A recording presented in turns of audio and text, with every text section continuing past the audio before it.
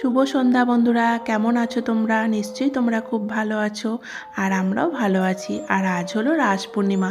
তো আমার সকল বন্ধুদেরকে জানাই রাস পূর্ণিমার অনেক অনেক শুভেচ্ছা। সন্ধ্যা প্রদীপ দেখিয়ে এই যে চলে এসেছি ওপরে। তোমরা তো অনেকেই জানো এই ঠাকুর মন্দিরটা আমার নতুন তৈরি হয়েছে, এখন ভগবানরা এখানেই থাকে। আর আজ যেহেতু রাস পূর্ণিমা, তো প্রত্যেক বছরই রাস পূর্ণিমাতে বাড়িতে বড় করে পূজা হয়। এবারে সেরকম কিছু হয়নি, যেহেতু বেশ কিছুদিন আগে সত্যনারায়ণ আর নতুন বাড়ির পুজো দিয়েছিলাম, তাই এবারে আর সেরকম কিছু হয়নি। তো মেয়ে আর আমি ওই সামান্য আয়োজন করেছিলাম। তো এই যে দেখো কেমন সাজিয়ে আমার মেয়ে দিয়েছে। আর আজকে না আমার শরীরটা খুব একটা ভালো ছিল না, মেয়েই সাজিয়ে গুছিয়ে দিয়েছে। আর অনেক জায়গায় বড় বড় রাসের মেলা হয়, আমাদের এখানে সেরকম কিছু হয়ই না। পাশে হচ্ছে কীর্তন, তোমরা সাউন্ড পেলে একটু পেতে পারো। আর জানো তো তোমাদের দাদাভাই আর বেশ কিছুদিন আছে, 2 দিন মতো, তাই মনটা খুব একটা ভালোও নেই। তো চলো আজ আসি, টাটা।